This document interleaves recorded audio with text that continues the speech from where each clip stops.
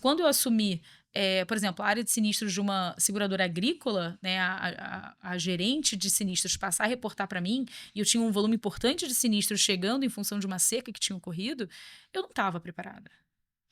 E ainda bem que eu tinha consciência de não estar preparada, porque eu corri para me preparar.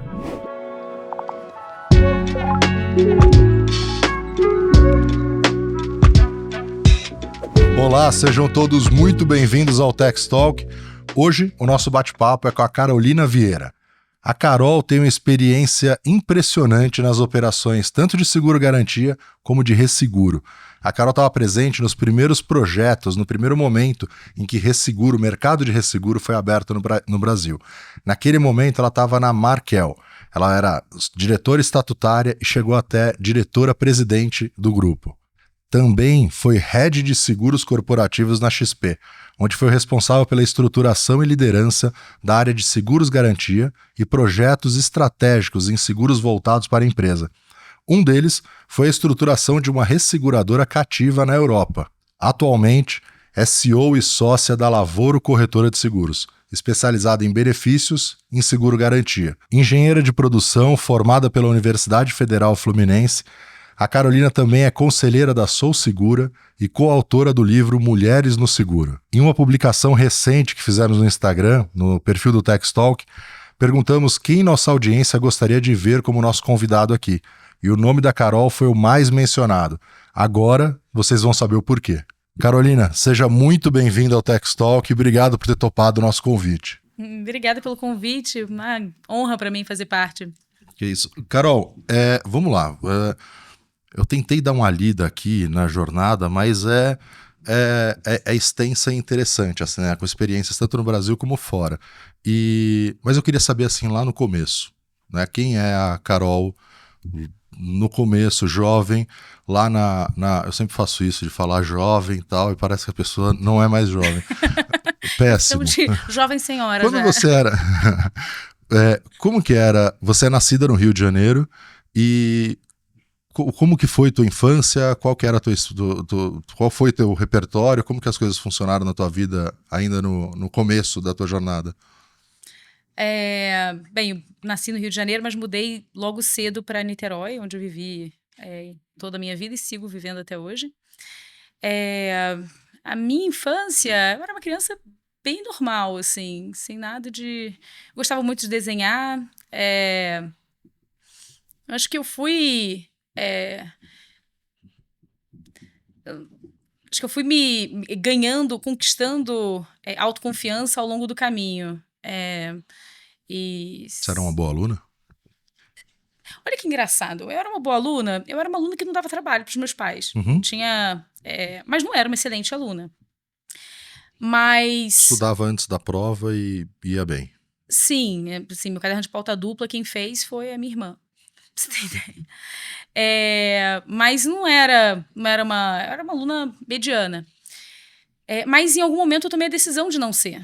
Você lembra conscientemente assim dessa tomada de decisão e por que você decidiu não ser uma aluna mediana? Acho que foram várias fases. Então, primeiro eu era bem quietinha, depois eu fui mais popular, depois mais brincalhona, botava taxinha na cadeira dos meus colegas, rabinho no professor, bagunceira.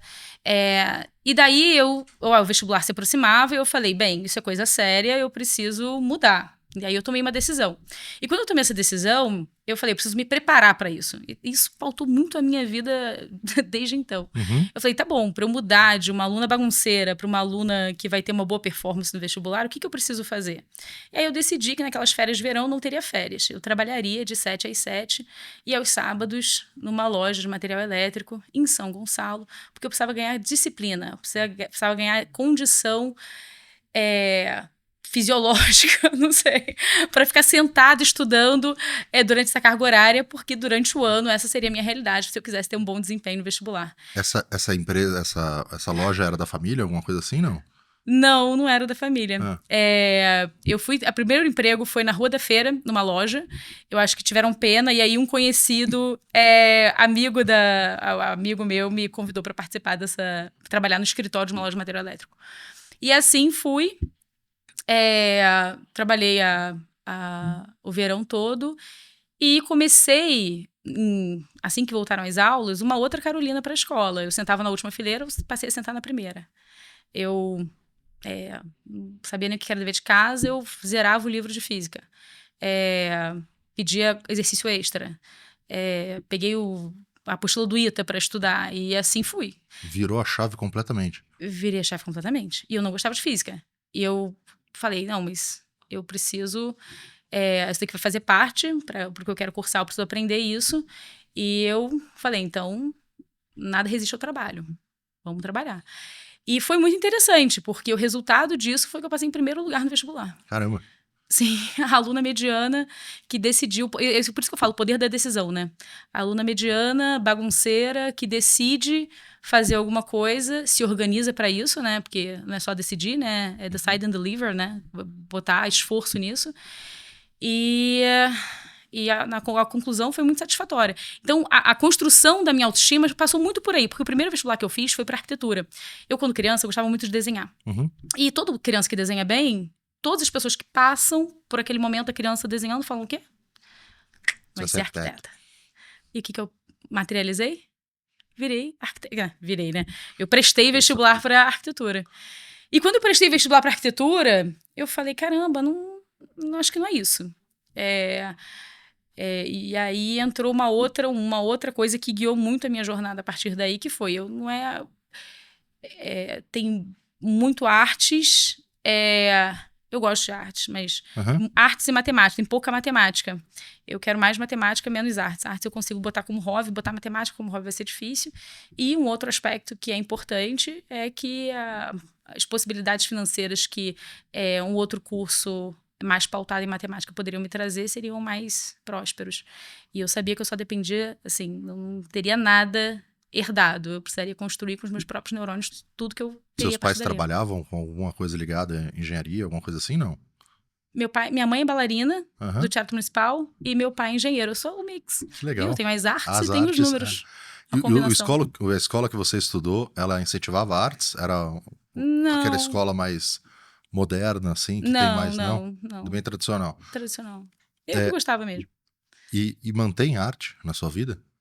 Hoje? Menos que eu gostaria. Ainda como hobby, alguma coisa assim? Não. Bem menos que eu gostaria. E por que você escolheu engenharia de produção? Então, eu tinha passado no vestibular e eu falei, tá, tudo bem, vamos agora buscar alguma coisa que use mais a matemática e que me permita uma melhor projeção financeira no meu futuro. Tá. Engenharia de produção era a cadeira mais concorrida, tinha matemática, mas não nichava tanto contra as outras engenharias, que eram muito específicas. Eu falei, acho que isso daqui vai ser interessante. Ela é meio que o coringa da engenharia. E aí eu prestei vestibular e entrei para... Só que eu decido, mas é sempre conservadora, né? Tomar risco moderado. Então eu falei, não, beleza, deixa eu segurar essa arquitetura aqui, né? O que temos, não sou de jogar nada pro ar. Então é o que temos e vamos fazer vestibular em paralelo. Aí fiz um cursinho para manter vivo aquele conhecimento. E no final do ano, aí eu passei para a mesma faculdade, só que para o curso de engenharia de produção, e aí mudei. E tua autoconfiança, você acha que passa por isso, de você descobrir que tomada a decisão você é capaz de executar? Sim, passa muito por isso. Eu digo muito assim, quando a gente vai criar filho, a gente repensa muita coisa, né? A gente cria muitos métodos, né? Eu fico falando, como que constrói a autoestima numa criança? Você não pode construir uma autoestima com base no elogio, porque um elogio vazio, você vai transformar aquela criança numa pessoa descolada da realidade. E não é isso que a gente quer como pai e mãe. Carente de elogio, né? Exato. A gente tem que, pelo menos na minha concepção, estimular a criança a reconhecer suas próprias conquistas. Então, é uma conversa, por exemplo, que eu tenho com a minha filha. Assim, filha, do que você tem orgulho? E é interessante essa conversa, porque as respostas de largada, elas não conectam com as conquistas da criança, né? Pelo menos no meu caso foi assim, tá? Eu só tive essa conversa com a minha mais velha, que ela tem 9. Os outros são muito pequenos para essa conversa, não vão alcançar. Mas eu me lembro quando eu tive essa conversa com a minha filha, ela falou, mamãe, eu tenho orgulho da nossa família. Eu falei, não, mamãe tá querendo saber as conquistas da Maricota. Quais conquistas da Maricota você tem orgulho? E ela tinha várias conquistas interessantes, assim. E ela guardava isso, assim. Ela não olhava para isso Aham. como conquista. Ela talvez não tivesse esse olhar de enxergar aquelas conquistas e de vibrar com aquelas conquistas. E como que isso é importante para a nossa formação. Então, eu consegui a minha primeira conquista, por exemplo, em passar em primeiro lugar no vestibular, como que aquilo foi importante. Se você souber, na faculdade de engenharia, como eu entrei, assim, gigante. A minha autoestima estava lá em cima. Eu, nas matérias lembra física que eu falei que não gostava, fui aprender para poder passar no vestibular? Cara, eu era.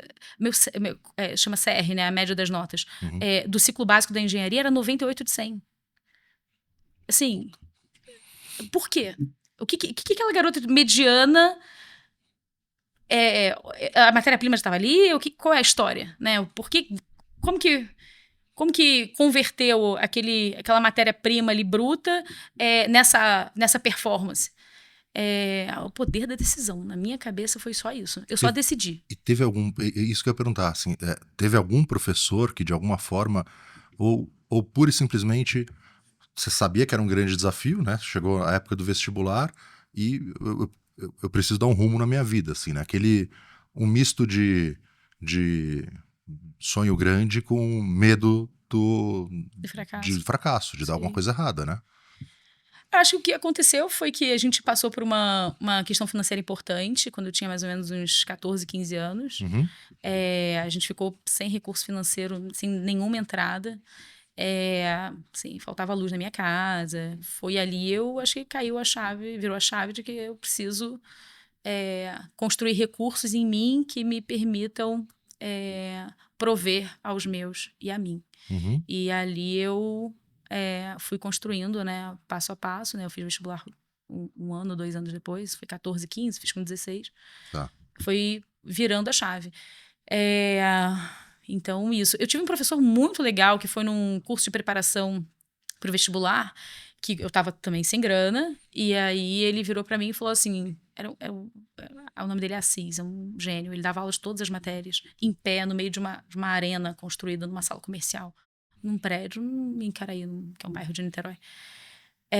Preparatório, não era da Era um escola preparatório. isso? Não, porque eu já tinha ingressado na Uhum. primeira e estava fazendo isso para prestar o vestibular novamente.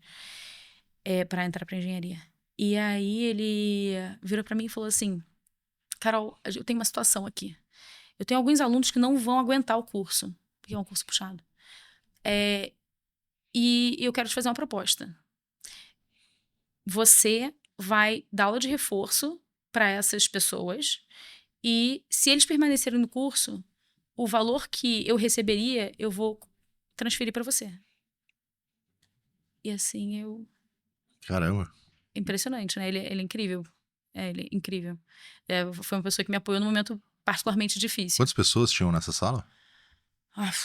Sei lá, um pouco mais de 50, talvez. E aí ele era o dia inteiro, e aí as horas vagas eu estava dando aula de reforço para as pessoas que ele me direcionava. Ele falava, olha, chegava um novo entrante, ele identificava ali tinha um olho para isso, né? Se a pessoa estava acompanhando ou não, e todo mundo que ele falou, essa daqui eu vou perder, ele jogava no departamento de retenção. Mas totalmente de forma para me apoiar, né? Porque ele, de fato, ele revertiu o valor da mensalidade para mim. Que fazia uma baita diferença. Toda a diferença. Na época eu não tinha nenhum recurso. E como que foi ter entrado como primeira, né? Você falou, entrou gigante na faculdade. Quais os efeitos disso? O que é entrar gigante, né? Eu acho que é importante a gente talvez tangibilizar isso um pouco. Eu queria muito mais do que a média da população. Eu mordi a mesa, assim. O pessoal entrando na faculdade, querendo... Festa. Cara, eu sentava na primeira carteira. A Carolina que eu criei no vestibular e que me gerou aquele resultado, eu falei, opa, acho que agora, né? Você inventou começa, ela, né? Começa a vida adulta, vamos manter isso daqui, que eu preciso... Eu achava muito... porque todo mundo fala, para que eu quero saber álgebra linear? Por que eu quero saber cálculo diferencial? Eu falei, cara, queridos, eu tô malhando meu cérebro. Com licença. Eu só tô malhando. Daqui a pouco vem. não é agora. E eu achava que aquilo ali era a minha academia. Então, eu sentava na primeira cadeira e o mundo acabando, mas imagina mesmo, assim, coisas sendo jogadas e coisas totalmente fora do controle, inclusive. Né, o pessoal da Federal talvez entenda o que eu estou falando. E eu, cara, 100% foco, mindfulness, né? Era você e o professor e Cara, não importa o mundo. eu acho até que a autoconfiança, ela ultrapassou um certo... e eu me tornei, em alguns momentos, arrogante. E depois eu tive que aprender a baixar a bolinha e voltar para, né, voltar pro meu lugar. Mas faz parte isso, né? Faz. Primeiro você tem zero autoconfiança, depois você tem excesso de autoconfiança, depois você vai, né? O movimento é pendular, você precisa Isso. encontrar o equilíbrio. Exato. Mas meu excesso de autoconfiança e arrogância chegou ao ponto de... o professor de álgebra estava fazendo uma demonstração no quadro, e assim, demonstração de álgebra são, sei lá, eram 3 quadros seguidos, e ele faz tipo umas 3, então são umas 9 lousas. E ele se perdeu no meio do caminho, e tá tudo certo, coitado. Cara, tava um caos na sala, eu não sabia nem... Tinha um calor, a gente suando, pingando, coisas sendo jogadas pelo ar, assim. Eu falei, meu Deus, abençoa, Senhor. E aí ele se perdeu. Entretanto, porém, contudo, ao invés de eu falar, cara, ele se perdeu e agora fico quieta e tá tudo certo, ou eu viro, professor, se eu concluir a demonstração, eu consigo um ponto na média? Cara, que louca, cara. Quem faz isso? Eu era uma boba. Assim, eu deveria ter vergonha, eu tenho, mas desculpa. Eu acho que é importante para mostrar o processo de construção da autoconfiança. Mas o bom é que foi cedo, né? Foi na faculdade também, né? Sim, no mercado de trabalho eu já tava mais surrada. Então. Sim. E no mercado de trabalho dá mais problema. Dá mais problema. Dá mais problema pra mim, é maior. E você trabalhou na Júnior, na empresa Júnior da faculdade? Sim. Aí eu virei... Então, no primeiro semestre, eu trabalhei em loja, junto com a faculdade. Depois eu trabalhei na monitoria de cálculo. Assim, apesar de física você não ir bem na época do colégio, não ir bem ou não gostar, matemática você era uma boa aluna. E aí contrariando todas as estatísticas, né? Assim, não sabia nada de matemática e fiz engenharia. Eu fiz várias recuperações de matemática. Fiz. Eram provas de recuperação de meio de ano. Nunca perdi ano nenhum. Mas eu fiz várias recuperações de matemática quando eu mudei de escola. De fato o poder da decisão mesmo. Sim, não... De verdade. Sim. Uma amiga minha, ela virou pra mim e falou, quando eu tava na faculdade, aí tava com esse CR gigante e tal, uma amiga minha de infância, Michelle é o nome dela, ela virou pra mim e falou assim, Carol, mas que passa? Da onde? E cadê aquela menina que estudou comigo e que ia comigo fazer a prova de recuperação? Porque eu tô aqui na minha linha de raciocínio, eu tô na humanas, tá tudo certo. Que loucura é essa? Aí eu falei, cara, eu decidi que eu queria fazer dessa forma, vambora. Caramba. E assim foi. Então aí teve essa passagem na arrogância, mas depois eu acho que eu consegui restabelecer aí o convívio. O nível... Acho que é importante, acho que depois, acho que talvez uma coisa seja importante comentar. Tá. Eu acho que é importante a gente ter autoconfiança nas coisas que a gente sabe fazer, a gente tem que ter humildade nas coisas que em saber que a gente, né, o que a gente precisa aprender, clareza, né, pra gente não se iludir, se perder no meio do nosso ego, assim. Eu acordo todo dia e soco meu ego pra, né, levantar. Mas assim, aí você me corrige. Essa mudança de chave, que eu acho fantástico, assim, essa mudança de chave, ela depende realmente de uma humildade de querer aprender. Sim. Você pode aprender sozinha, você pode ler pra caramba, tal, e falar, pô, eu sou né, no momento da arrogância, falar, eu sou demais, consegui resolver tudo. Sim. Mas tem uma capacidade de, talvez, de perguntar, de entender, de, né, querer mais, que é atípico. E para fazer isso, você passa por um período meio perguntas burras, né? Perguntas simples, perguntas quando você está aprendendo alguma coisa. Então, eu acho que essa característica de humildade também, ela faz parte quando você consegue encontrar o equilíbrio entre uma pessoa que decidida a aprender mais, né? Conseguir executar isso, porque senão não dá, você não faz mais perguntas, você fala, eu sei tudo, aí seu conhecimento vai até ali, né? Sim, não, eu acho que pelo contrário, assim, a minha lista de coisas que eu tenho que aprender tá sempre... acho que isso conta um pouco do meu processo de empreender, assim, tudo que eu me preparei por saber, que apesar de estar anos no mercado, eu não sabia uma série de coisas. E de olhar com essa humildade pra mim e falar, desculpa, não adianta, eu sou CEO de uma multinacional, mas eu sei fazer o que eu quero fazer. Eu preciso aprender. E fazer essa transição de uma forma tão sólida.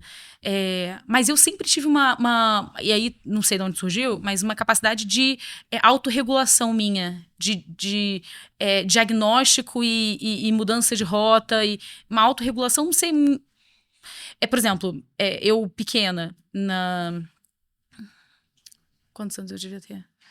Na 8ª série, primeiro ano. Na metade do primeiro ano, eu achei que estava demais na escola. Falei, essa escola está muito permissiva, eu acho que eu preciso de mais limite. Eu, sem contar para os meus pais, fui numa outra escola, bem linha dura, pedi para falar com o reitor e apliquei. Eu falei, eu quero estudar aqui. Eu quero mudar de ano no meio do ano. E aí, de repente, minha mãe é surpreendida em casa com uma ligação do reitor, da secretária do reitor, falando, olha, a aplicação da sua filha foi aceita. Ela... com licença, do que falamos? Qual filha? Qual filha? E aí que ela me chamou pra conversar, falou, que história é essa? Só mudar de escola. Aí depois ainda tive que convencer meu pai, minha irmã teve um papel importante nisso, que ela ajudou ali na... Sua irmã mais velha ou mais nova? 2 anos mais velha que eu. Ela ajudou a beça nesse processo de convencimento, principalmente do meu pai, que estava mais resistente a essa mudança, mas ele não tinha toda a granularidade de informações que eu tinha para tomar essa decisão, e não precisava abrir. Eu queria uma sustentação, eu queria uma argumentação um pouco mais... Eu achava que precisava fazer essa mudança. Que incrível esse negócio de mudar, porque era muito permissivo. Assim, sim, justamente o que o jovem quer normalmente, né? Pois é, mas por isso que eu falo, eu acho que eu tive uma autorregulação. Interessante autorregulação que a gente chama, talvez um anjo da guarda, ali soprando, Carolina, querida, vamos por aqui, esquerda, direita, sobe, desce. Caramba, que legal, que legal. Eu acho que posso botar o crédito para ele, mas aqui no nosso mundo material, eu acho que é uma autorregulação. E aí você estava contando que na faculdade, no primeiro ano, você fazia a parte não chama mentoria, monitoria. Aí depois eu entrei para a empresa júnior. Entrou na empresa júnior. Sim. Em qual semestre? No primeiro eu trabalhei em loja, segundo e terceiro monitoria, a partir do início do quarto.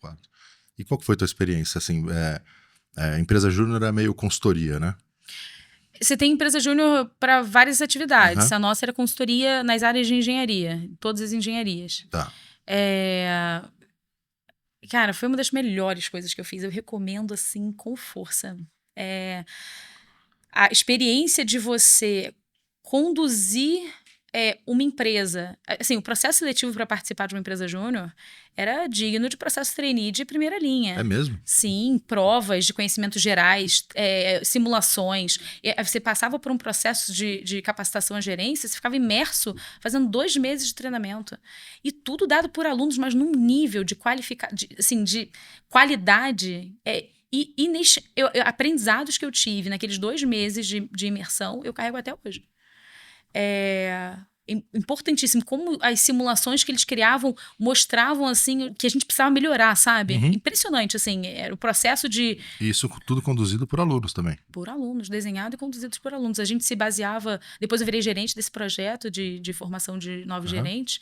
A gente se baseava na metodologia do PMBOK, mas, assim, era o processo todo conduzido por alunos. Era muito interessante, assim. Esse é um produto que eles poderiam vender caro, viu? Porque, assim, muito bom. Principalmente as simulações. E aí eu participei disso, da empresa júnior E aí a empresa júnior é uma empresa, então, que ela é gerida e formada por alunos, que ela tem o apoio dos professores nos projetos que ela presta para terceiros, mas são professores que são orientadores. Então, caso o gerente do projeto sinta necessidade de recorrer a alguém para tirar uma dúvida técnica sobre o projeto, ele elege ali o professor que vai ser o professor orientador daquele projeto. Mas é um processo todo conduzido por alunos. E para empresas de verdade, para empresas formadas e que estão no mercado. Quais empresas você A gente fez projeto para Coca-Cola, assim, para você ter ideia. Empresas grandes, todos os portos, assim, bem diversificado. E a qualidade do trabalho fora de série. Eu gerenciei, não sei quantos anos eu tinha nessa época, mas, sei lá, não devia ter 20. Eu gerenciei um projeto de implementação do sistema de gestão da qualidade com base na ISO 9001, numa empresa, e ela foi Certificado. certificada. Foram 11 meses de projeto, eu era a gerente. Para fazer esse projeto, eu tive que me candidatar dentro da empresa, né? Primeiro, a negociação fechou o projeto. Falou, beleza, venderam. Agora a gente precisa entregar. Aí eles vão formar o time, a equipe daquele projeto, o gerente, e a gente contratava os estagiários. Tá. Então, eu me candidatei, passei pelo processo seletivo, fui selecionada. O gerente selecionado para gerenciar esse projeto recebia um curso, que era uma semana para se tornar o auditor líder. Era um curso super caro e super difícil, tinha um percentual de reprovação enorme. E eu tinha que passar, porque eu tinha uma semana para me tornar uma auditora líder, porque eu precisava implementar o sistema de gestão da qualidade naquela empresa. E aí, depois de 11 meses, tocando o projeto, assim, do que eu tinha aprendido naquela semana. Caramba. Depois veio uma empresa, que é uma empresa acreditada pelo Inmetro, para poder fazer a certificação. Processo de auditoria, né? E sai um certificado para a empresa. Super legal. Isso com nem 20 anos, sei lá, por ali, né? E aí, essa construção de confiança... Acho que o principal milestone da construção da confiança foi o primeiro vestibular. Aí depois ali eu já tinha passado pro arrogante, né? No primeiro período ali, aí depois fui voltando. Nessa época Essa época eu já estava mais moderada. Já? Já. Espero que sim, não sei. Colegas da empresa Júnior que estão me assistindo, por favor, anote nos comentários se já estava melhorzinha. Eu não sei, é difícil, né? Como a gente se enxerga, como os outros enxergam, mas eu sei que eu tive uma questão de arrogância que eu espero ter superado. E como que você foi parar no mercado de seguros? O mercado de seguros foi já saindo formada, já entrou direto para alguma empresa no mercado de seguros ou outras passagens até chegar lá? Então, eu saí eu dividi quando eu entrei para engenharia de produção, então era a engenharia que tinha uma gama maior de possibilidades, né, de atuação. E aí eu modulei. Eu falei, tá, deixa eu criar módulos aqui do que são essas áreas de atuação e eu posso me permitir atuar em qualquer uma delas. Eu só tinha botado um critério, que é o que eu escolher, eu quero trabalhar no processo principal. Ou seja, posso escolher exercer qualquer atividade, mas se eu escolher atuar em recursos humanos, eu quero trabalhar numa empresa de headhunter, atuando na linha principal. E o meu critério era, se eu estou no processo principal da empresa, eu vou ter mais acesso a recursos, remuneração e tudo mais. E aí eu quebrei os módulos, era consultoria, então, que era empresa júnior. Eu queria passar por indústria, que foi onde nasceu a engenharia de produção. Eu queria passar por mercado financeiro. E eu queria depois experimentar um processo trainee, já para entrar como gerente, um cargo de liderança dentro de uma grande empresa. E aí eu fui conduzindo esse processo, né, step by step. Então, fiquei 2 anos na consultoria da empresa júnior, fiz esse projeto bacana. Aí depois fui trabalhar numa empresa, uma indústria. Eu era a única estagiária da indústria, muito divertido, na Pavuna. Era uma empresa que produzia embalagens para cosméticos e as válvulas. E eu era o braço direito do engenheiro que respondia pela fábrica. Então, basicamente, as nossas reuniões eram super interessantes. Ele falava assim, Carolina, vamos analisar aqui comigo o relatório. A gente cresceu a produção em 3 vezes. Muito bem. Mas a gente aumentou o consumo de insumos em 8 vezes. Por que aconteceu isso, Carolina? Descobre, resolve. E tchau. E aí, assim, a fábrica era muito legal, porque eles construíam as próprias máquinas. Então, eu conseguia, assim... Porque o que poderia gerar isso? Tanto uma má programação da produção, quanto uma máquina estivesse produzindo produtos defeituosos, como... Então, eu podia passar por tudo. E ele, assim... Mission given, eu descia com a minha faca aqui para descobrir e gerar um plano de ação e ver como que a gente resolvia e voltar com uma proposição. Super divertido, super divertido. Eu só, assim, eliminei essa alternativa porque eu falei, eu acho que para as aspirações financeiras que eu tenho, eu acho que aqui eu não vou conseguir. Era muito divertido, mas eu achava que não iam corresponder às minhas aspirações, e aí eu fui para a próxima caixinha. É engraçado que no off, né, quando a gente estava conversando, eu achei muito interessante que você comentou sobre essa escolha, né? Eu quero escolher uma indústria que a minha área seja principal ali dentro, né? E eu falei, caramba, sempre foi assim, mas depois que você contou que com 15 anos você decidiu mudar de escola porque achava muito, assim, faz todo sentido, né? Assim, É louca mesmo, sim, é uma queridos. decisão É totalmente isso. esperada. Não teve Tô muito. doida. Mas muito legal isso, assim, de enxergar a carreira. Eu acho que é muito raro, né? Pelo menos para mim não foi longe de ser assim e de muito mais o acaso, as coisas que foram aparecendo e tal, mas tomar a rédea de alguma forma e ir tomando essas decisões é muito interessante, assim, ainda mais jovem, né? Sim. E eu acho que essa intencionalidade, ela marcou absolutamente tudo que eu fiz. Toda promoção, ela foi Desenhada. desenhada. Desenhada, assim. Aí vinha eu... Ah, obrigada, que Não surpresa. esperava. Tô brincando. Mas assim, obviamente, desenhada, mas sempre com um nível de esforço acima da média da população. Isso. Sempre. Decisão é esforço. Né? Energia dedicada para fazer aquela decisão de fato virar. Mas, sim. Uma outra coisa que é interessante, por exemplo, minha primeira promoção, que depois foi pro mercado seguro, né? Que aí eu fui querer experimentar o mercado financeiro, o mercado de resseguro estava abrindo no Brasil. E eles falaram, preciso de alguém com matemática e inglês. Eu falei, opa, sou eu. Faz parte do mercado financeiro, interessante, vamos lá. Eles estavam formatando como se fosse um processo trainee, que você passaria por todas as áreas da empresa. Eu falei, legal, vai me dar uma visão holística da coisa. E depois eu ia para a área de subscrição. Eu falei, interessante, processo principal. Fechou, fez sentido, vamos lá. Aí eu fui fazendo todo o processo, que foi super interessante. E aí depois, né, anos depois, não lembro mais quanto tempo, na minha primeira promoção como líder de uma área, eu construí isso. Eu estava numa outra empresa, a gente tinha sido comprado, era era uma compra, era a Alterra, ela foi comprada pela Markel, e assim a Markel passou a operar na América Latina. E quando uma empresa compra outra, eram empresas de tamanhos similares, mas era uma aquisição. Então a cultura organizacional da empresa que estava nos comprando ia prevalecer. Eu falei, opa, eu vou estudar como que eles se organizam. Eu estudei como que era a estrutura de áreas, como que era a linha de reporte. Markel é de qual origem? Americana. Americana. Eu falei, vou estudar tudo.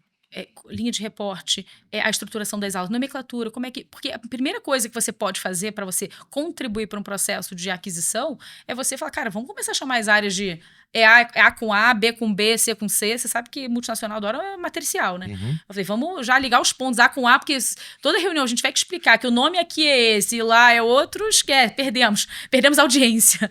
Aí eu falei, não, vamos dar uma simplificada muito aqui. Bom. E aí eu estudei isso e preparei assim, um paper apresentando, né, esse estudo que eu tinha feito para o CEO. Só que antes disso, porque isso foi só a cereja do bolo, antes disso tinha a parte chata que ninguém queria, que era o quê? Migração de sistema. E quando o sistema migra numa resseguradora que tem reporte regulatório, o que você tem que fazer?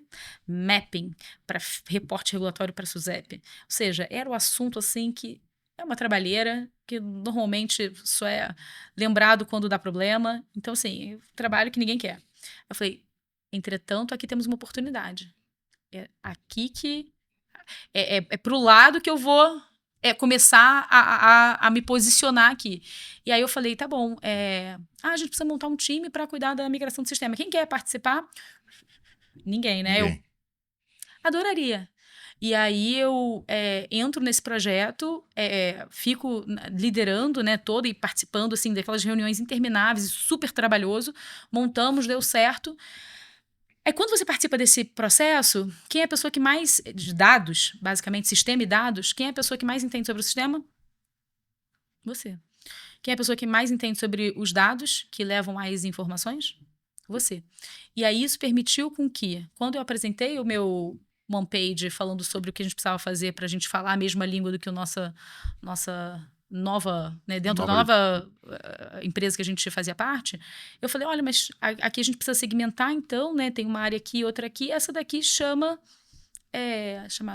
Underwriting Support Service. Eu falei, tá aqui. Aí, deixo.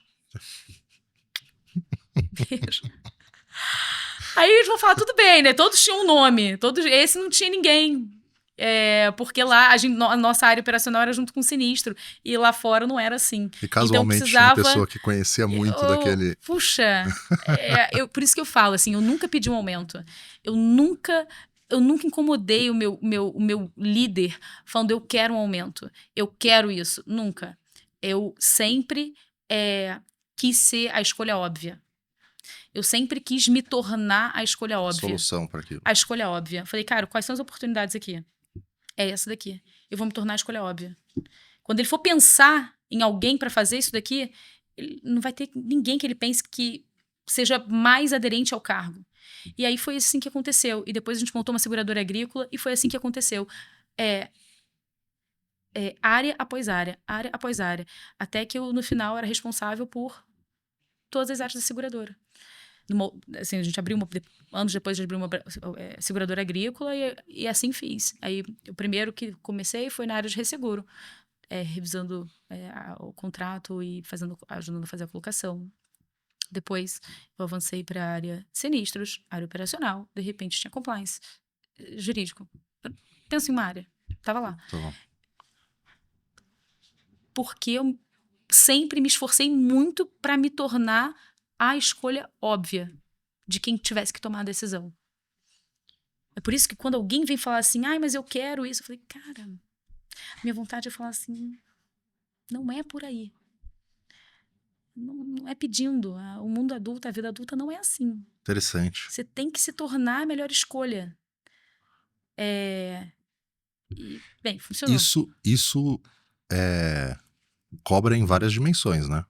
Assim, eu não sei exatamente como era dentro dessa empresa, mas assumindo cada vez mais responsabilidade, tempo, família, todas as outras variáveis da vida, como que se equilibram? Ou não se equilibram durante um bom tempo? Já foi de tudo, assim, já não se equilibrou muito, já quebrei vários pratinhos e já peguei o Super Bonder, fiquei lá com as marquinhas Juntando uns cacos e... Juntando os cacos mas sempre o pratinho tá quebrado, né? Você vê ele que ele tá quebrado.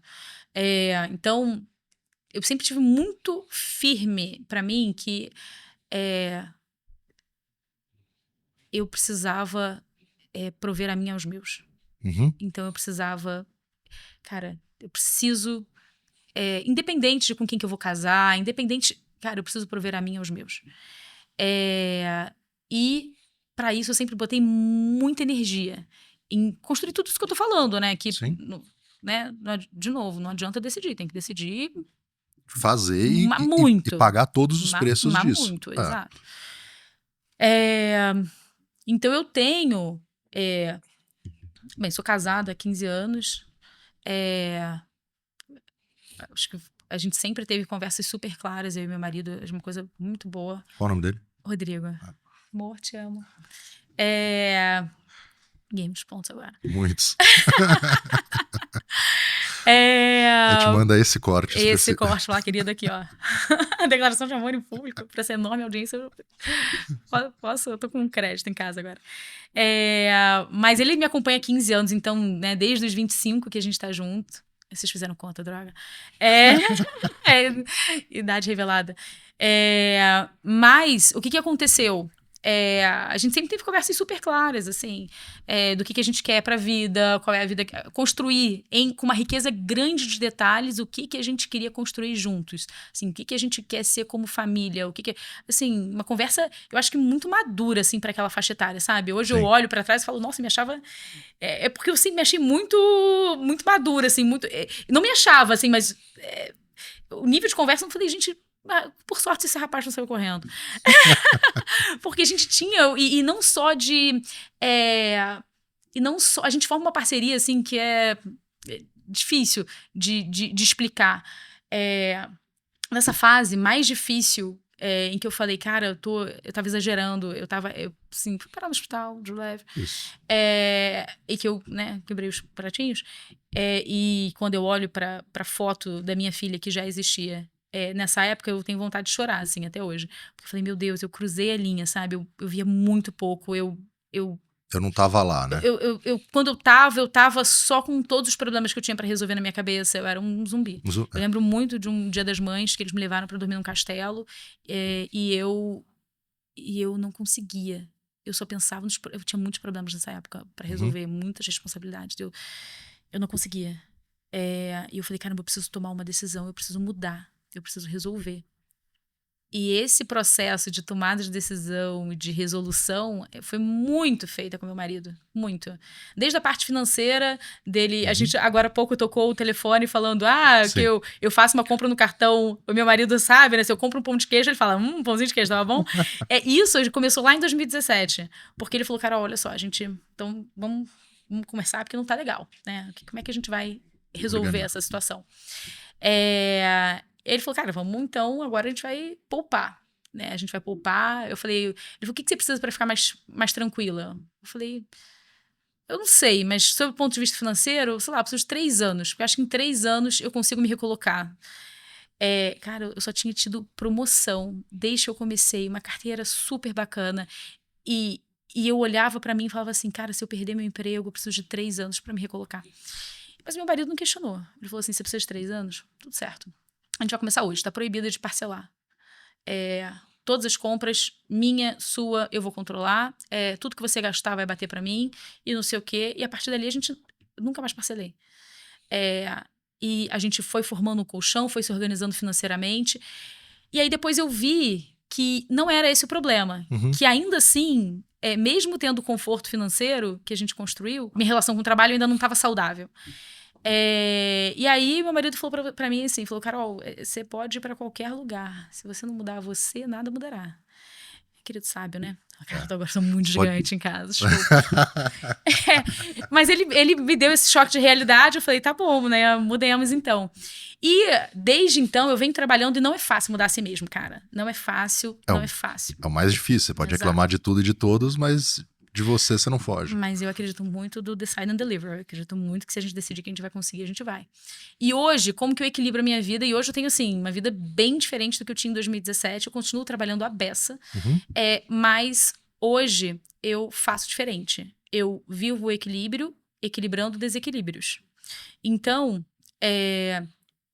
ao invés de me propor a ter uma vida que começa a tal horário e termina a tal horário e todos os dias mesmo, e não funciona pro nível de desafios que eu me proponho a fazer, eu vivo desequilíbrios.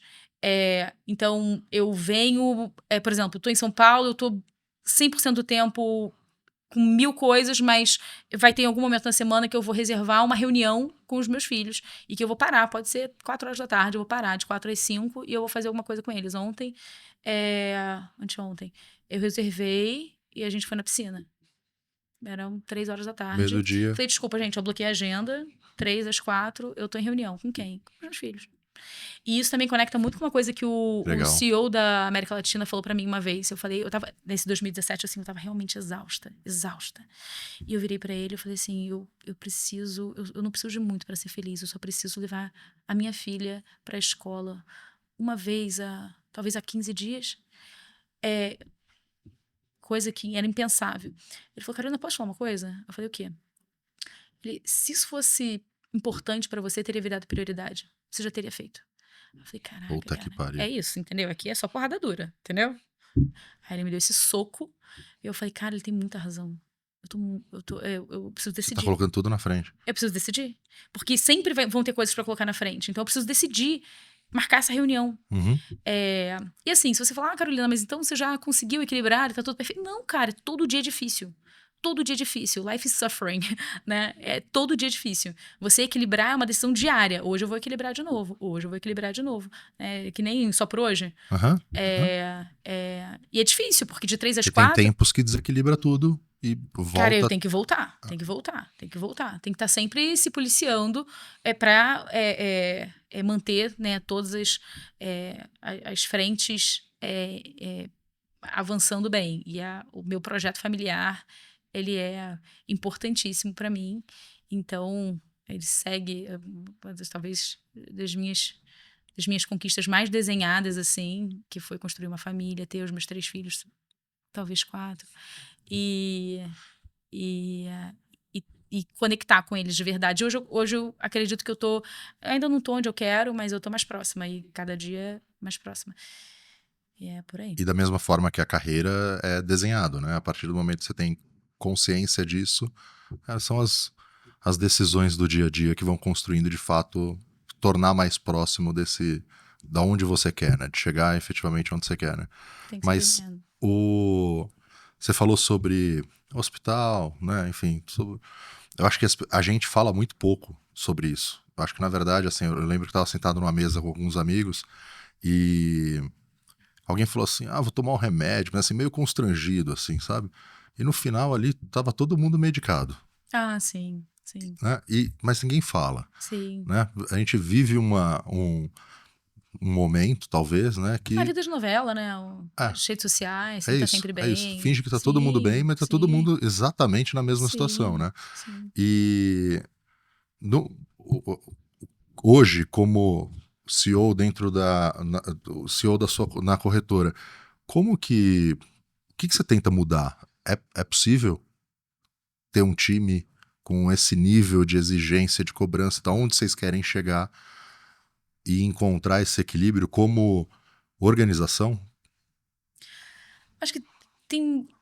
é, Acho que tem que ter, primeiro, um discernimento grande do que você quer construir, né? Uhum. Então, para a operação que eu particularmente estou desenhando, eu não poderia falar sobre todas, porque para cada uma vai ter uma solução diferente, né? Tem que ser desenhado bem, né? Para individualizado, tailor-made. Mas para a operação que eu desenhei, estou construindo, é uma empresa para poucas e boas pessoas.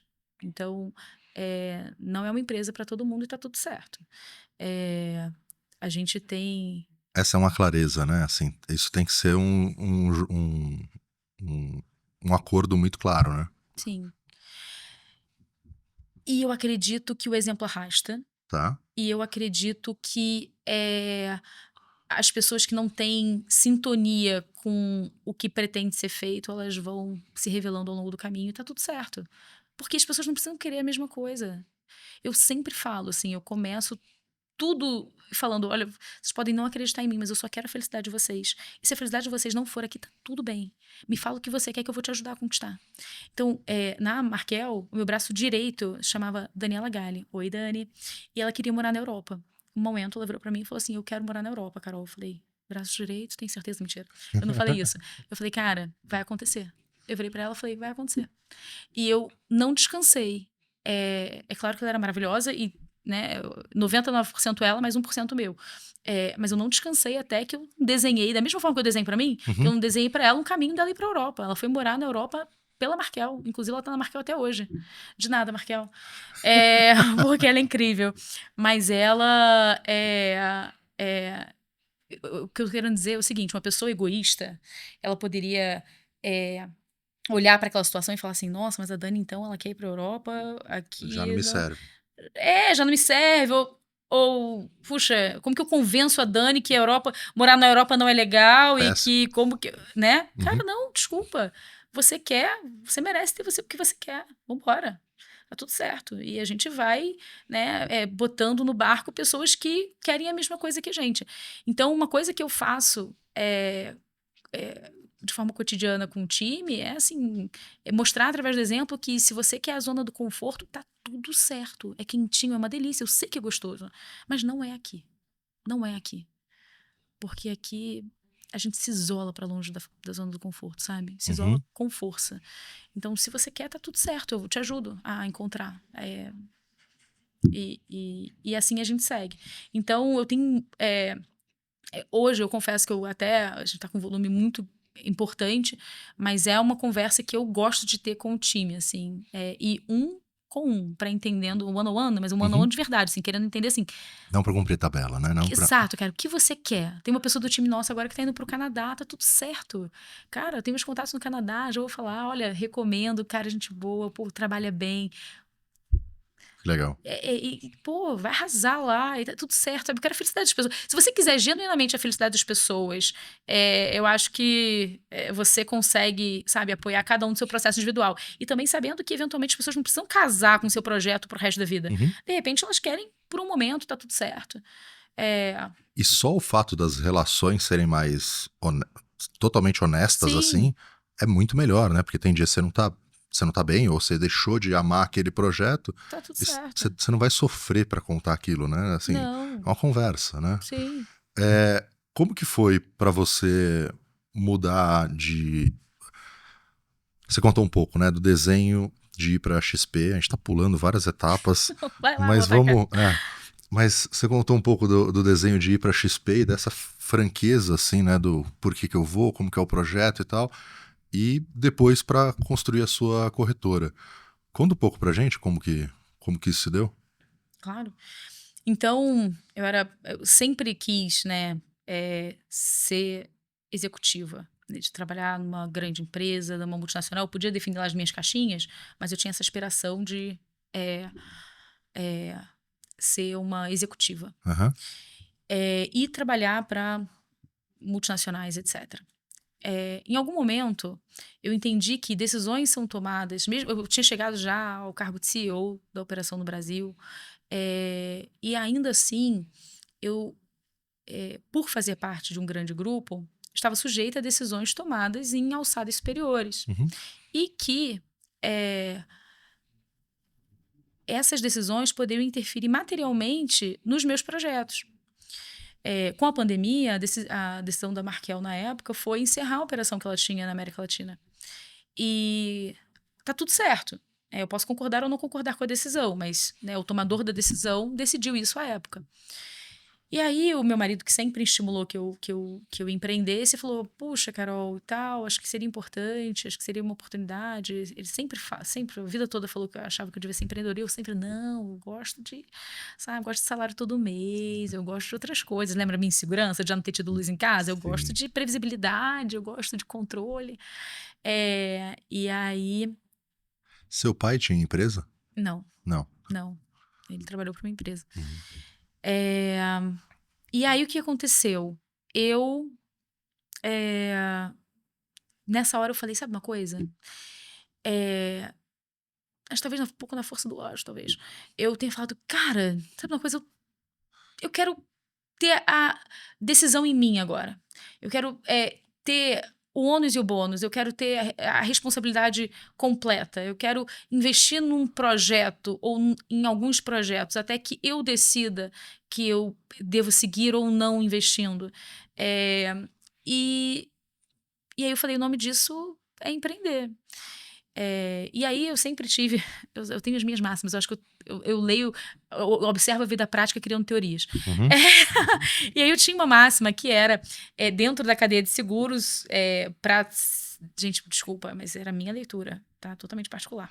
Então dentro da cadeia de seguros, para como funcionária, o melhor lugar para estar era dentro de uma resseguradora, porque eu teria um cargo, que teria um grande nível de responsabilidade, e, portanto, acesso a melhores salários, Uhum. bônus, viagens, treinamentos, cursos, né, exposição, né, porque dentro de uma resseguradora, na minha leitura, era aonde seria um caminho mais, né, mais fácil de trilhar para conseguir esse mesmo resultado.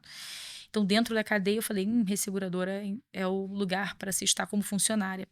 E aí eu falei: mas dentro da cadeia, para eu estar como empreendedora, eu entendi que era como corretora de seguro. Eu falei: olha, é, é, investimento inicial reduzido, sem necessidade né, não tem capital mínimo requerido.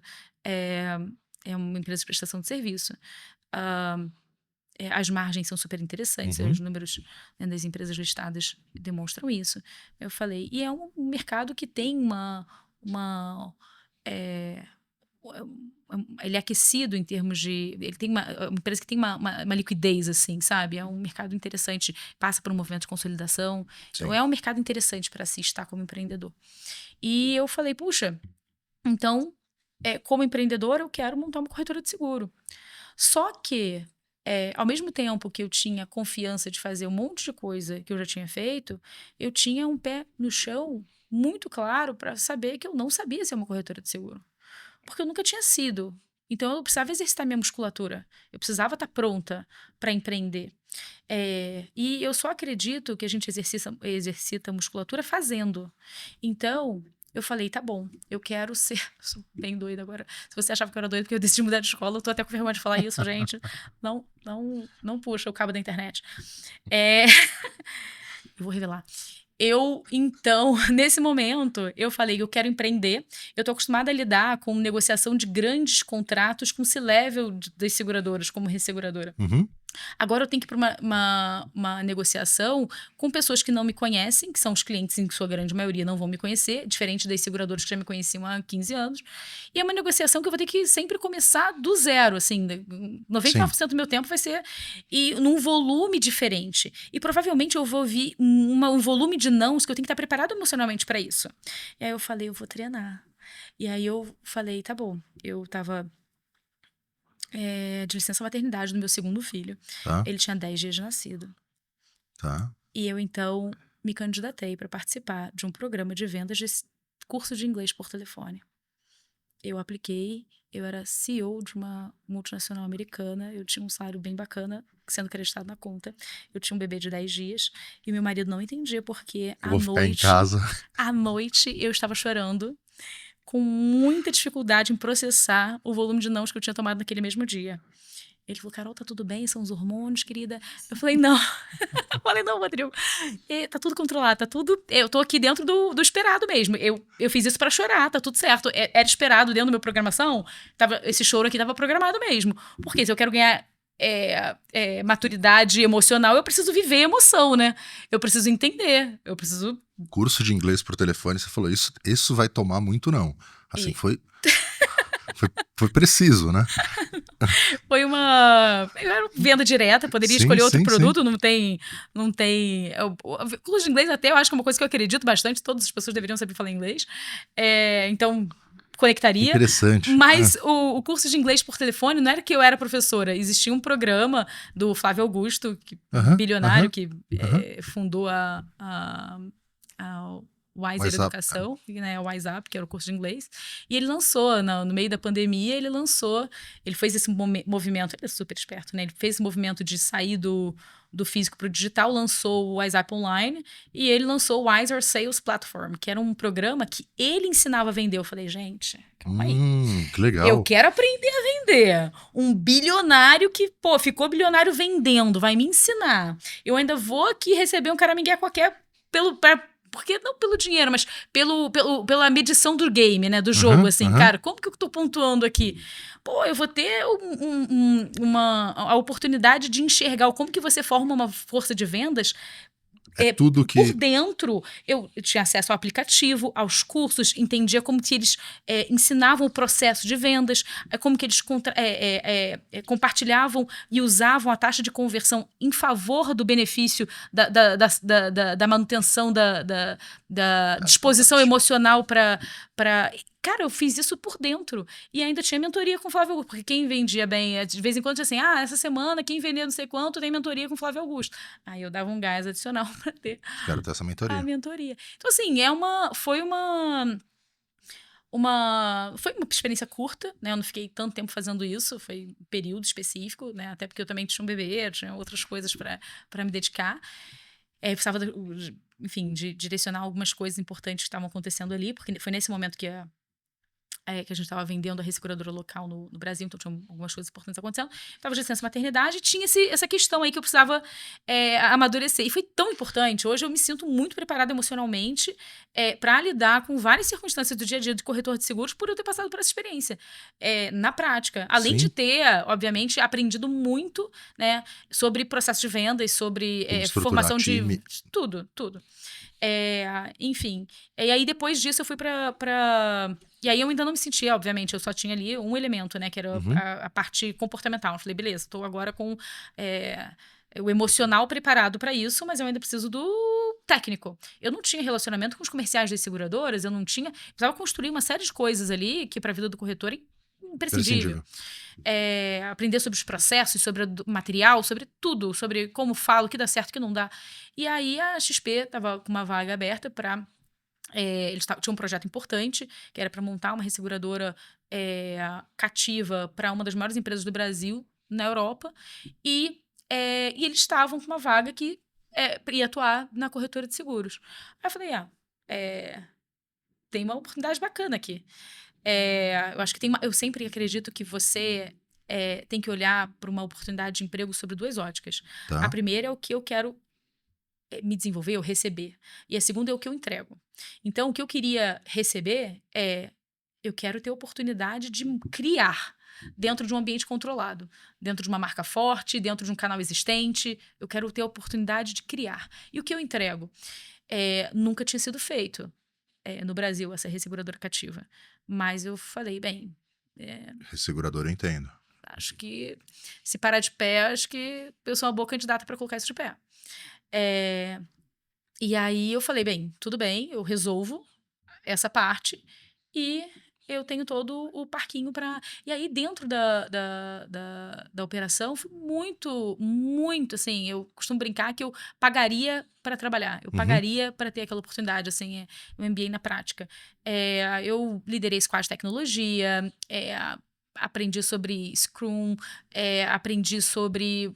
Me deparei na prática em termos de sistema, o que precisa ser desenvolvido, quais são as prioridades, qual é o mínimo, qual é o mínimo necessário, qual é o estado da arte, o que eu quero. Eu consegui negociar com clientes, as principais empresas do Brasil, clientes micro, canais, negociação direta. Cara, pensa numa coisa. Todos os uma tipos corretora de seguro precisa fazer. tudo. Processo. Mensageria. Contratação, depois eu assumi... eu não fui para a XP como responsável pela área, mas eu me tornei. Eu fui... Ao longo do caminho fui promovida. Então, é super legal. Lembra do negócio de socar o ego? Sim. Eu me lembro que uma pessoa me perguntou assim, cara, você era CEO de uma multinacional, cara. Que movimento foi esse? Porque pro espectador gera estranheza. Eu era, acho que, head de produtos. Puxa, C-level, você vai para head de produtos. Até esse momento,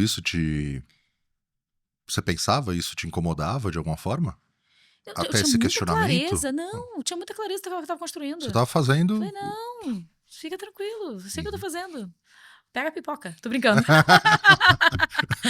Assim, cara, eu tenho muita clareza. Agora, você precisa socar seu ego de manhã. Porque se você ama seu cargo... nessa... Não, se você ama ferrou. seu cargo, esquece, cara. Você tá fadado ao fracasso. Então, assim, eu me lembro que quando qualquer cargo, até de diretoria, que eu fiquei, sei lá, quase uma década, né, como diretora estatutária lá, eu era assim, gente, estou diretora, estou isso, estou aquilo. Tá tudo certo. Tá fazendo sentido? O que eu quero, lembra, é prover ao meu, a mim e aos meus. A mim e aos meus. Esse é o meu foco. Cargo é para servir a isso, não é? Para servir a esse propósito. Então, E aí fiz esse movimento e depois virei responsável por tudo, né? E tudo mais. Mas foi muito enriquecedor, assim. Eu acho que agradeço muito essa oportunidade. Quanto tempo você ficou na XP? Foram 2 anos. Foi um mestrado, um MBA. Caramba. Um MBA. E aí você funda a sua corretora, é isso? E aí a clareza, né? Quando eu fui para lá, eu falei, olha, minha intenção é essa.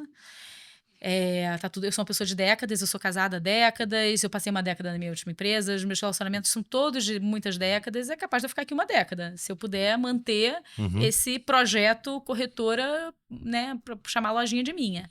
E a XP é um ambiente que poderia favorecer isso, porque ele é uma grande empresa com módulos de startup dentro, super bacana. Sim. A estrutura. Mas em algum momento...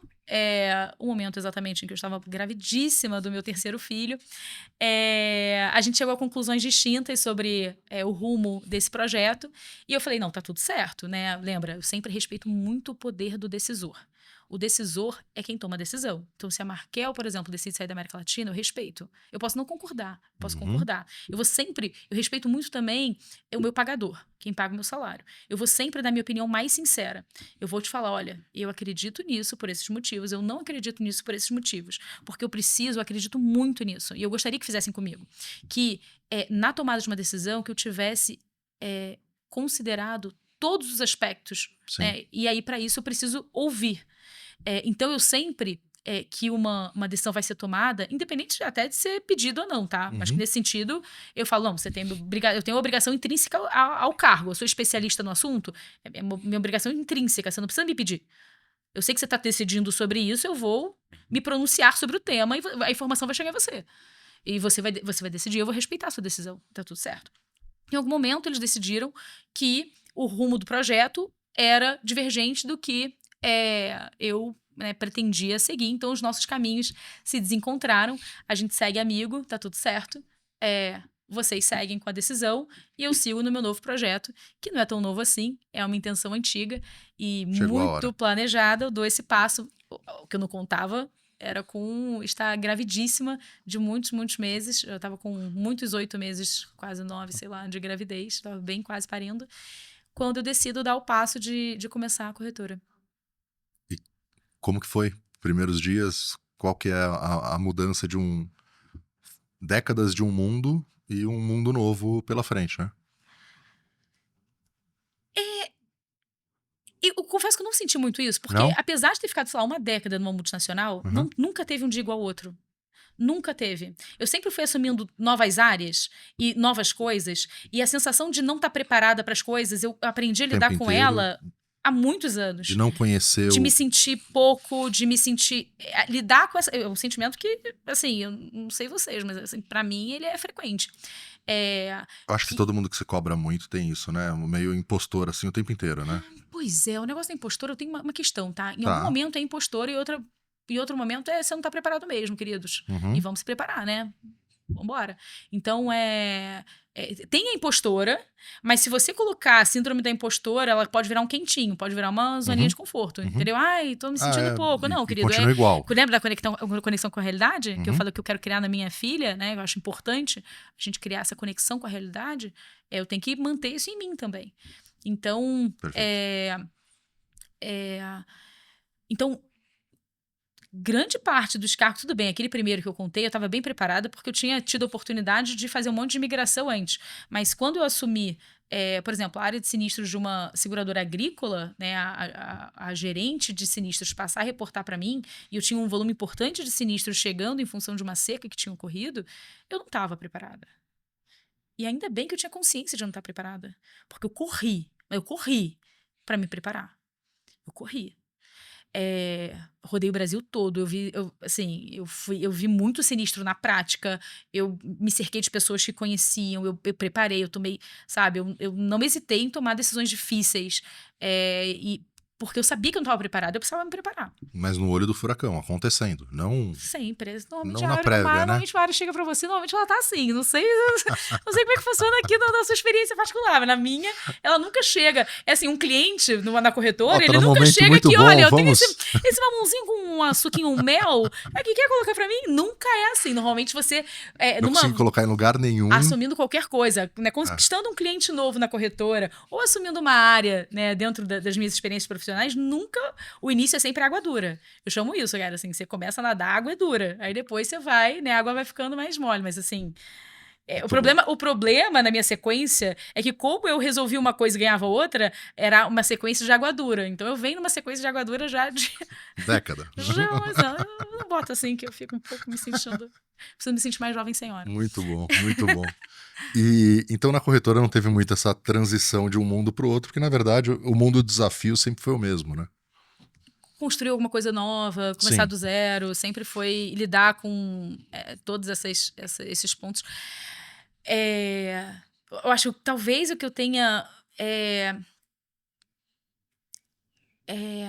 exercitado muito é que eu acredito muito que primeiro as coisas elas nascem no plano das ideias, e aí depois, se você se dedicar muito a descrever com um alto grau de granularidade e botar esforço, aquilo vira realidade. Tá? Assim, então, isso desde a minha vida pessoal, por exemplo, era um sonho meu e do meu marido morar na casa onde a gente mora hoje. A gente chama de casa dos sonhos. Por quê? A gente decidiu isso antes de... Cara, a gente estava nos primeiros beijos. Assim, a gente decidiu isso antes de ter o nosso primeiro filho. A gente falou, quando a nosso filho... Já lembra que eu falei que a gente é louco? Doidinho? A gente falou assim, quando o nosso filho mais velho tiver 10 anos, a gente vai estar morando numa casa em que ele construiu e eu... Não é desenhar, mas assim, né? O máximo que eu consegui dentro das minhas possibilidades arquitetônicas. Então, tinha um arquiteto, que é incrível, inclusive, que inclusive é tio dele, que fez o projeto da casa, mas assim, toda a parte interior foi eu que fiz, etc. Então, assim, é uma casa totalmente pensada e construída e criada, e foi meu projeto por muito tempo. Que era onde... E por que isso? Né? E foi quando a sua filha tinha quantos anos? A gente bateu essa meta, ela tinha 7, eu acho. Uma boa antecipada, né? Eu gosto de bater meta, né? A gente... Mas por que os 10 anos, né? Tá. Tudo tem sentido. É porque eu queria que na adolescência os meus filhos que tivessem interesse em trazer os amigos para dentro de casa. Uhum. Então é uma coisa que eu promovo com frequência. Eu Legal. chamo... todos os aniversários são em casa e eu promovo esse espaço, né, de receber os amigos e a casa é bem desenhada para isso, sabe? Então tinha isso tudo. Mas por que eu tava falando disso? Por causa da intencionalidade. Que começa no plano das ideias para depois se tornar material. Sim. Então, esse sonho eu tive com meu marido há séculos, né? Até que a gente construísse, de fato, a nossa casa dos sonhos. E ela tem assinaturas secretas. Tem coisas... Então tá. Na corretora, a mesma coisa aconteceu. Então, talvez a coisa mais importante que eu tenho experimentado nesse novo desafio foi de criar essa corretora que existia inicialmente apenas no meu plano mental, Uhum. na minha idealização, e ela existia com uma granularidade de detalhes importante, para que depois eu pudesse convidar, porque a gente, né, eu entrei para uma corretora que já existia há 10 anos, para que depois que eu pudesse convidar o time e falar, pessoal, eu queria convidar vocês para entrar na corretora. E aí eu fiz um offsite e a partir daí a gente vem fazendo um trabalho de construção no mundo material dessa corretora que já existe há algum tempo. já existia. Então, e isso foi um exercício diferente do resto, talvez. Agora, Carol, você se preocupou com os nãos que você ia tomar, se preparar para isso e tal, mas o que você subestimou? O que hoje, como corretora, talvez você percebe alguma coisa que talvez antes você não notava ou não deu tanta importância? Tem alguma coisa? Tá bem no início. Talvez não tenha, assim, quilometragem suficiente para dizer isso, mas, assim, só para você ter ideia, sistema, caramba, a gente já está integrado com as primeiras seguradoras, até o final do ano a gente vai estar integrado a 8 seguradoras. Em um ano e meio de existência, quem, quando, onde, em termos de faturamento, cara, a gente está a 103% da nossa supermeta. Então, assim, a gente tá muito no trilho, sabe? E talvez seja um pouco disso, de você se preparar. A coisa de você se conectar com a realidade é que eu não comecei a preparar essa corretora agora. Eu comecei vendendo curso de inglês há, sei lá, 4 anos atrás. Uhum, então, assim, eu não tô executando o plano agora, né? Eu tô executando esse plano já tem um tempo. Então, eu acho que me preparei para um monte de coisa. Mas talvez não da nossa corretora, mas talvez o que tenha mais me surpreendido nesse movimento de me tornar corretora, né, de fazer essa transição de carreira, é um mercado de muito dedo no olho, puxão de cabelo. A concorrência, ela é um jogo difícil. E talvez isso tenha sido a maior mudança, virada de chave. Interessante. Eu não era uma coisa que eu experimentava nas minhas experiências anteriores. Como resseguradora, jamais. Eram relacionamentos de longo prazo, jamais. Se zelava muito pelo relacionamento. E mesmo a concorrência era muito a concorrência, porque cordial, assim, talvez. Sim. Existe concorrência, mas existe... Tem vários resseguradores nos mesmos contratos, enfim, tem concorrência, mas elas não... É bem diferente. Na seguradora também, quando eu montei, era bem diferente. Aqui, o game ele é mais pesado, assim, você tem que estar bem preparado. Então, talvez esse tenha sido um ponto importante. O outro ponto importante que talvez assim, mais delicado, que eu também não tive... Até que com a seguradora você tem bastante exposição disso na área de sinistros e tudo mais. E também na estruturação dos controles internos, você lida com isso, mas é um pouco menos próximo. Aqui é muito próximo, que é na parte compliance. Essa parte de... também você tem que ter isso para você trazer para o time, né? A gente tem lá os nossos princípios. Integridade é o primeiro, assim. Não é a qualquer custo. Não é. Eu quero isso, mas não é a qualquer custo. Interessante. E deixar isso claro para todo mundo, sabe? Assim, eu acho que são os 2 pontos, assim, que são viradas de chave que eu sabia que existia na teoria, mas viver isso na prática é desafiador. É uma concorrência de quando dedo no olho puxar cabelo, né? Que não é dentro das regras do jogo. E a outra que é essa parte da integridade, assim. Como que é difícil lidar com isso na prática, né? E levar isso pro time, né? Perfeito. Porque se você tem meta agressiva e tal, parece que tudo pode, mas Não é a todo custo. não é a todo custo. Não é. E a gente tem isso, a gente fez um trabalho grande para definir os nossos valores, assim, e esse é o nosso primeiro, assim. Antes de qualquer coisa, antes de satisfação do cliente, antes de... Cara, desculpa, é esse daqui. Por quê? É o que eu brinco com eles. Falei, olha só, eu não sei vocês, mas eu só tenho o meu nome. Eu só tenho ele. É ele que paga a escola das minhas crianças, é ele que provê a mim e aos meus. E eu não tô disposta a colocar o meu nome, a perder a única coisa que eu tenho. Então, aqui a regra é clara. Não tem. Muito bom, muito bom. Carol, e dentro do mundo do seguro, você já acionou seu seguro? Você já tem boas histórias de sinistro aí? O único acionamento de seguro que eu tive foi automóvel, mas eu tô até com vergonha de revelar isso. Quando já aconteceu de bater com o carro, mas a primeira coisa que eu faço é ligar pro meu marido e falar, amor, aconteceu um negocinho aqui, qualquer coisa. Foi uma grande eu batida, nem não? saio do carro.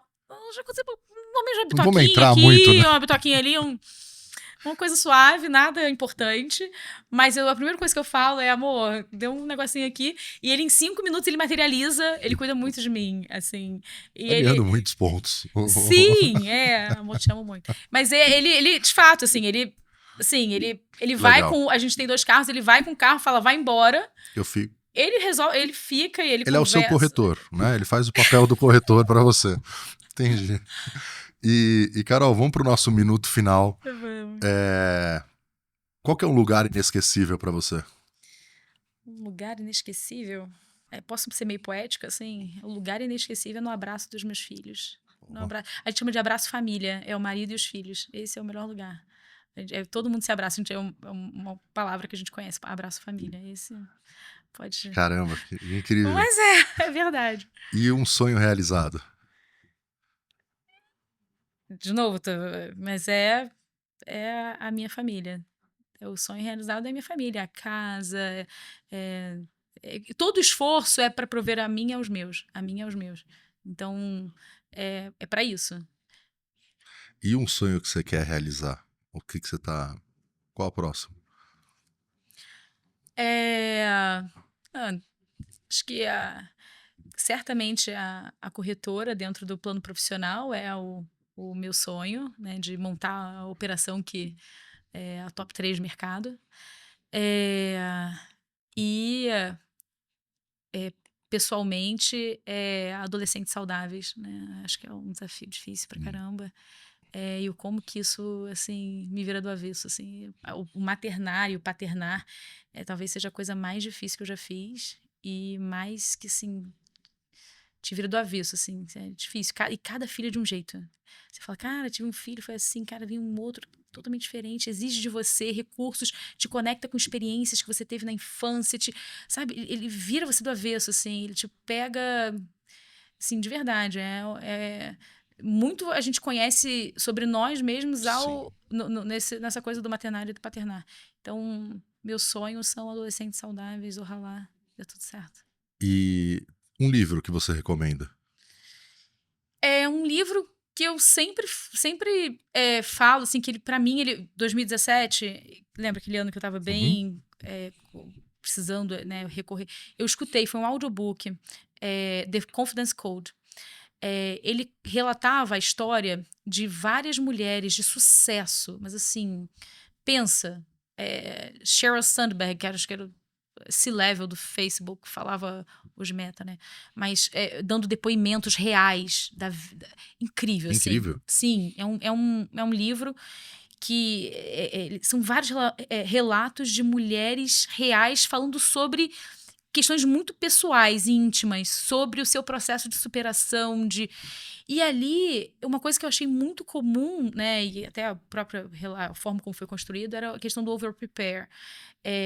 Eu falei, caramba, por eu me sentir muito pouco pronta para tudo que eu precisava fazer, eu sempre tive a coisa do me preparar.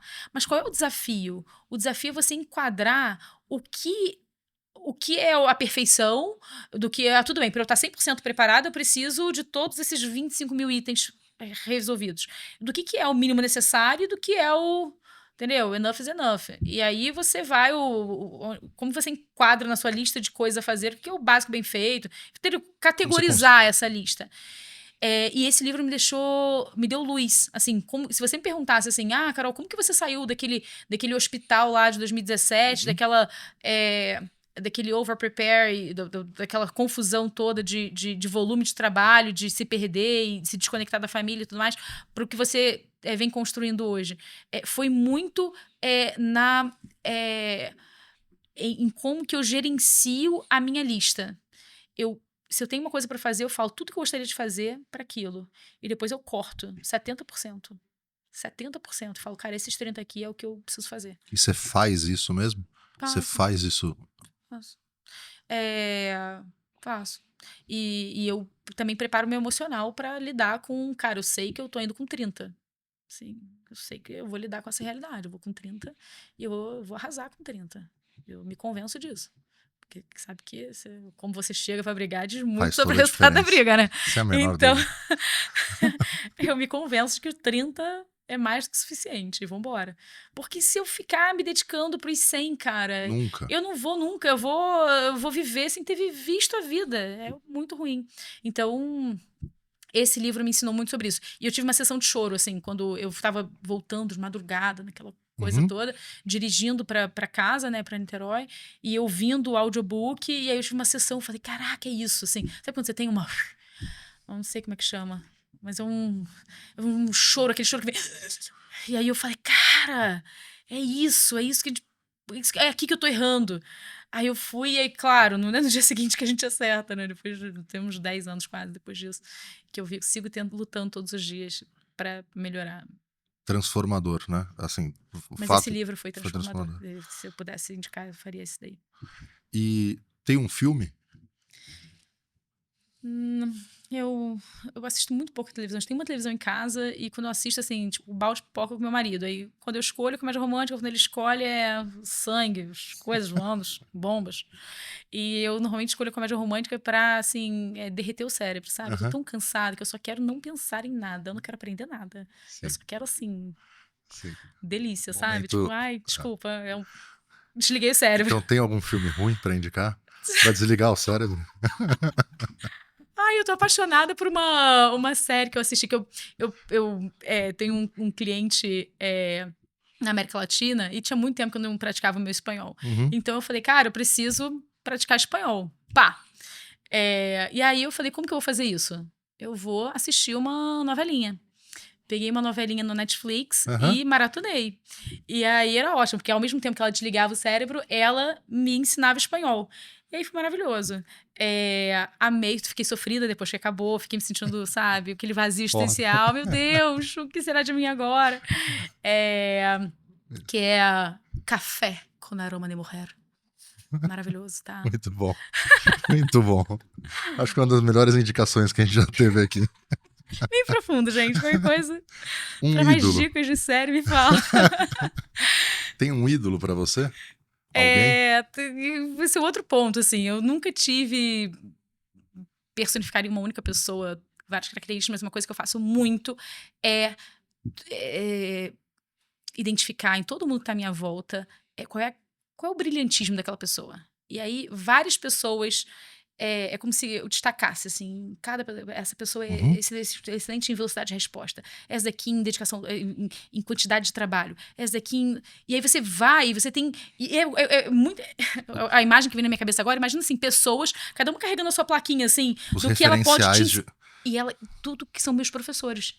E tudo que elas podem me ensinar. Então, eu falando aqui tanto de 2017, então, mais uma vez, por exemplo, nessa hora que eu tava assim, eu chegava...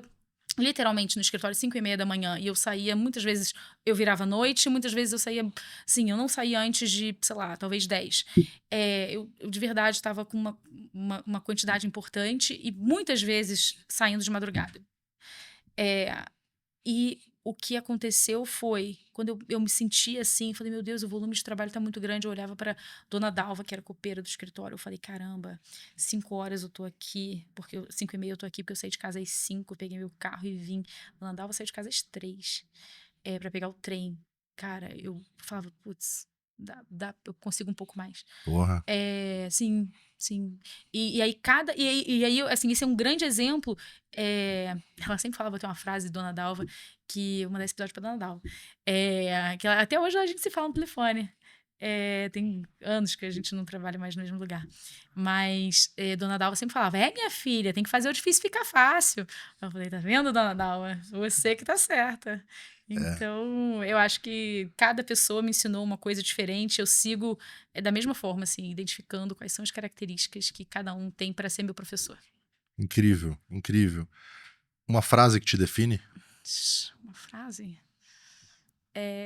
Acho que tem uma que eu sempre falo, não sei se me define, mas eu sempre falo, se fosse fácil não era pra gente. Mas também uma outra... você se coloca, né? Se né? fosse fácil não era pra gente, isso me define, assim. E a outra coisa também que eu gosto de falar, essa eu não falo tanto, mas eu penso muito, eu falei, isso não é difícil, isso é trabalhoso. Mas eu penso mais do que eu falo. Mas, talvez 2 frases, assim, que me... Muito, muito bom. Dentro da... Carol, obrigado. De verdade. Imagina, adorei participar, gente. É quase uma Foi tranquilo, terapia, né? Daria pra ficar horas legal, aqui. Adorei a conversa, assim, sabe? Me conectei com coisas interessantes. Ganhou muitos pontos. Cara, não, esse mundo, foi... Né? Esse eu tô muito bem, cara.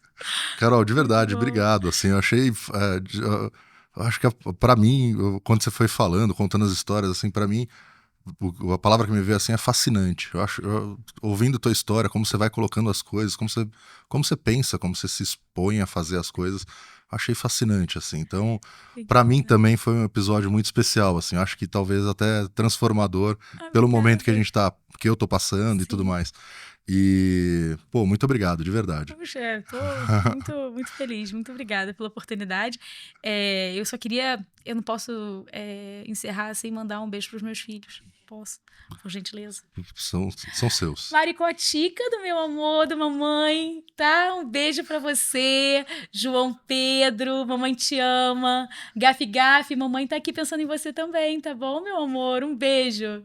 E é isso, é um registro da tua jornada até aqui, né? E espero que a gente possa fazer outros das próximas etapas, dos próximos momentos. Maravilha. Como que as pessoas falam com você? Quem quiser se conectar com você, por onde? LinkedIn, Instagram, qual? LinkedIn, Carolina Vieira. No meu Instagram é um pouco difícil, é Carolina OVST, tudo junto, que é Oliveira Vieira São Tiago, nome infinito. Então, Carolina OVST, meu Instagram, Carolina Vieira, meu LinkedIn, e acho que é por aí. E tem o nosso podcast, que eu... nesse de se isolar, né, da zona de conforto, uma das coisas que eu venho fazendo muito na construção da corretora é reforçar a imagem de autoridade na corretora como especialista em seguro-garantia. A gente lançou um podcast especialista em seguro-garantia, que se chama A Casa do Seguro... chama Casa do Seguro-Garantia, sem o A. Casa do Seguro Garantia, e ele está disponível em todas as redes sociais, tem Instagram, tem Spotify, os videocasts, né, são disponibilizados na Spotify e no YouTube, e tem no LinkedIn, pensa na rede social, tá lá. Tá lá. Casa do Seguro Garantia. Qual a frequência que vocês publicam? A frequência é uma vez por mês. Tá bom. Tá bom. Mas é um work in progress. Sigam, acompanhem, a gente vai colocar aqui, o Rafa com certeza vai colocar aqui tanto o Instagram como todas essas outras redes e o podcast. E, Carol, de verdade, obrigado. Espero que a gente possa conversar outras vezes. E obrigado vocês que assistiram até aqui. Deixe o seu like, segue, curte. E não deixe de falar com a Carol. Acho que, pelo que vocês viram aqui, com certeza vocês vão aprender muito. Valeu.